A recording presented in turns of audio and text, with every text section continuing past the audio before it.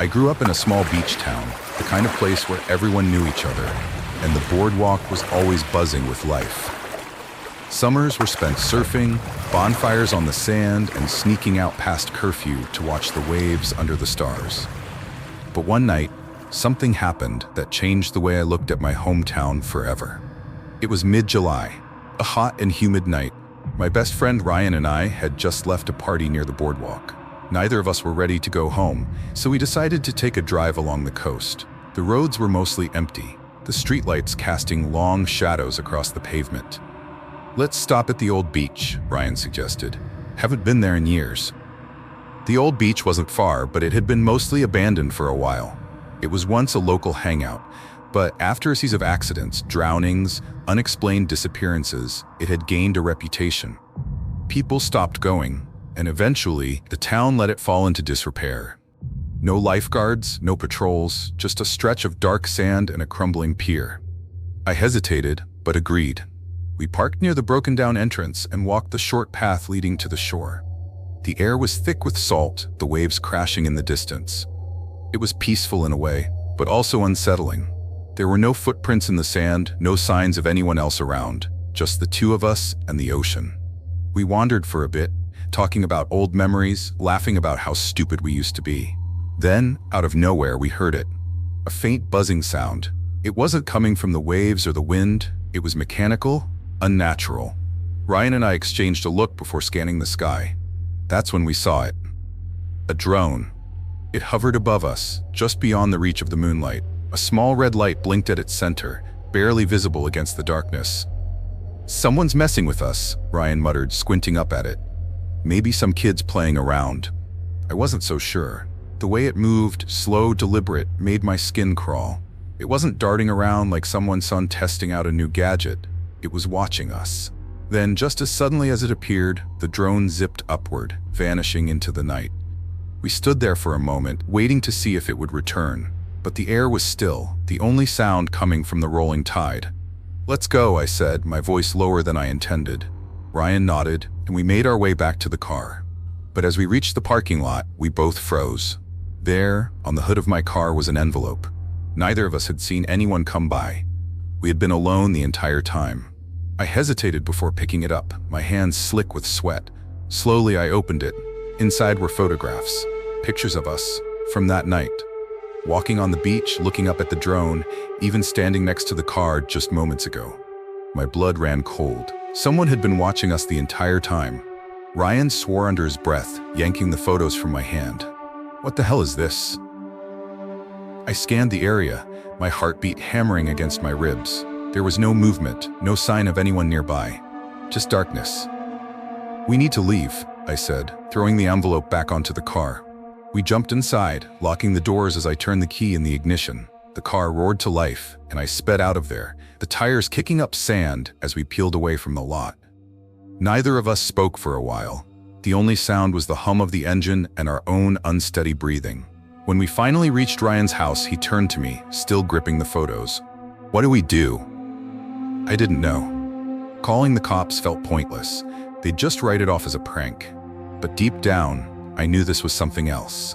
The next morning, I checked my phone and felt my stomach drop. A notification. "AirTag found moving with you." Panic set in. Someone had been tracking me. I tore through my car, searching every inch until I found it, taped underneath my back bumper. I smashed it against the pavement, my hands shaking. Whoever had been watching us knew where I lived, knew where I was at that very moment. I called Ryan, my voice barely steady. They followed me home. That was the last night I ever went back to that beach.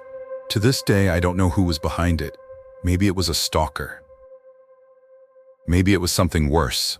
All I know is that someone, somewhere, still has those pictures.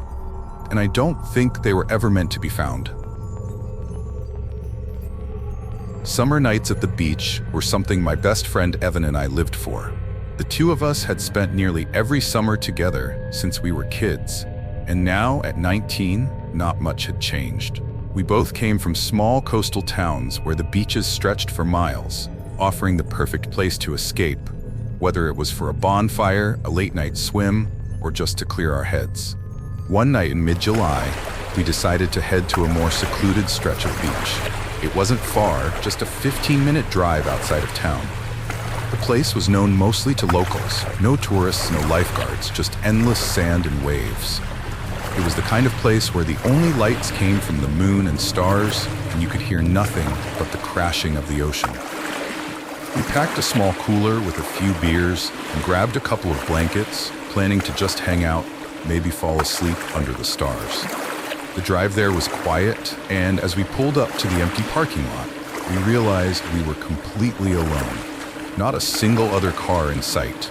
We grabbed our stuff and walked along the sand, making our way toward the dunes where the wind wasn't as strong. The night was calm, the tide low, and the sky was unbelievably clear.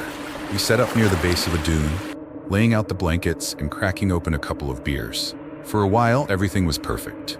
We talked about the summer, about what we planned to do once fall came around. Evan joked about how this was the kind of place where horror movies started. Two guys alone on a deserted beach, miles from anyone. I laughed it off, but deep down, something about the night felt off. It started as a sound, a faint, metallic buzzing. At first, I thought it was just the wind and maybe something carrying in from a boat far out in the ocean. But as the minutes passed, the sound didn't fade. It got louder. Evan noticed it too. "You hear that?" he asked, sitting up. I nodded, straining to pinpoint where it was coming from. It wasn't the ocean, and it wasn't the wind. It sounded like it was moving, shifting positions, like something circling us just beyond the dunes. Then it stopped.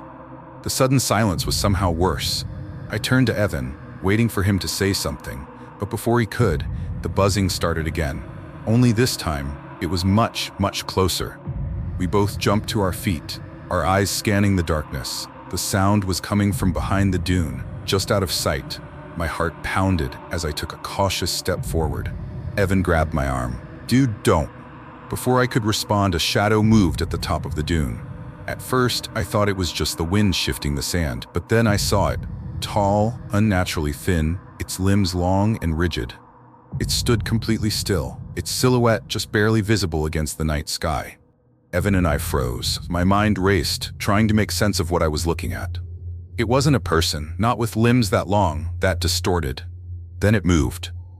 The buzzing sound surged again, louder than before, and suddenly, more figures appeared. 3, maybe 4, standing in different spots along the dunes. All of them motionless, all of them facing us. "Run," Evan whispered, his voice shaking. We didn't need to be told twice.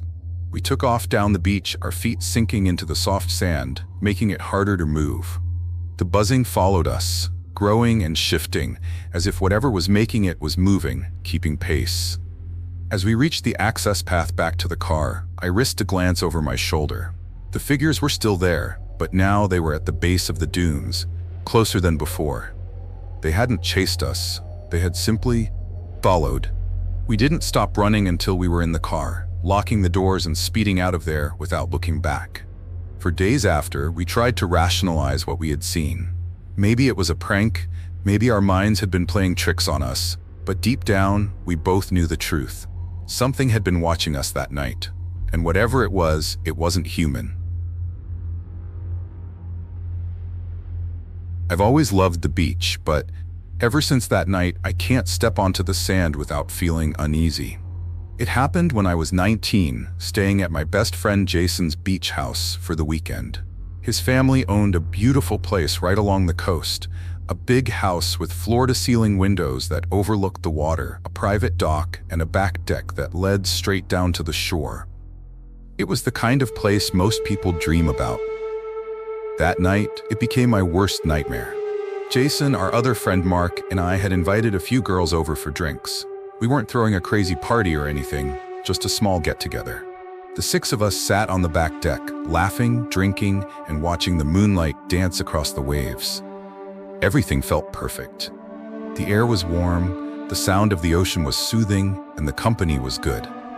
But then Jason went quiet. I noticed him staring past us toward the water. At first, I thought he was zoning out, but then I followed his gaze and felt my stomach drop. Out on the dock, maybe 20 feet from us, was a figure. Tall, motionless, watching. "Who the hell is that?" Mark muttered, standing up. None of us had an answer. The house was on a private stretch of beach. No one was supposed to be out there except us. And yet, there he was, standing completely still. Jason hesitated, then called out, "Yo, can we help you?" No response. The girls huddled closer together, whispering nervously. I tried to reason with myself. Maybe it was a neighbor, maybe someone had wandered onto the property by accident. But something about the way the figure stood there, unblinking, set me on edge. Then, as if on cue, the porch light flickered. It was only for a second, but when it came back on, the figure was gone. Vanished. I felt a chill crawl up my spine. Mark swore under his breath, stepping closer to the railing. Where the hell did he go? Jason grabbed his phone and turned on the flashlight, shining it toward the dock. Empty. The only sound was the waves, gently lapping against the wooden posts. Then we heard it. A splash. The sound of something heavy hitting the water. Panic set in. Whoever that was had just jumped into the ocean, and we had no idea where they were now. "Inside," Jason said, his voice sharp with urgency. "Now." We didn't argue. The six of us rushed into the house, locking the sliding glass door behind us. Jason killed the lights, and we crouched down, peeking through the windows. Silence. Minutes passed. The ocean looked undisturbed. The dock as empty as before. I started to feel stupid, like maybe we had overreacted. Maybe it had been a drunk fisherman or some idiot messing with us. Then, from somewhere outside, we heard wet footsteps on the deck. Slow, deliberate. The girls muffled their gasps. My heartbeat pounded in my ears. Jason held up a hand, signaling for us to stay quiet. The footsteps moved closer to the door, stopping just inches away from the glass. Then a soft, deliberate tap. 3 knocks. No one moved. No one breathed. Then a voice. Low, almost playful. "Let me in." That was it. Jason bolted up, grabbed the nearest thing he could, a fireplace poker, and backed away from the door. "Get out of here," he shouted. "We're calling the cops." Silence. And then laughter. It was quiet at first, like a chuckle, smothered, but it grew louder, hysterical, unhinged. It sent a wave of pure terror through me. Then, just as suddenly as it had started, it stopped. We waited. 5 minutes. 10. Nothing. Eventually, Jason called the police. When they arrived, they found nothing. No footprints, no signs that anyone had been there at all. Except for one thing. A single wet handprint on the glass. The police said it was probably some local messing with us, but I don't buy it. Whoever or whatever that was, they didn't just stumble onto the dock. They knew we were there. They were watching. I haven't been back to Jason's beach house since.